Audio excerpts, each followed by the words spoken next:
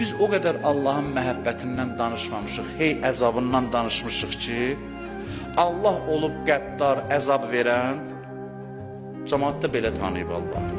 Onda da belə sual verirlər ki, bəs Allahı biz belə tanıtdırsaq, Allahın rəhmətini, məhəbbətini tanıtdırsaq, cəmaat cürət eləyib günah eləməyəcək. Nə qədər səthi düşüncəliyik biz. O saat elə bilirik ki, Allahın rəhmli bilən kimi cəmaat qaçacaq günaha tərəf. Əksinə, Allahı rəhmli bilən kimi daha çox Allaha tərəf qaçacaqlar. Allahı qəddar bilir ki, günaha tərəf qaçır, ona tərəf getmək istəmir.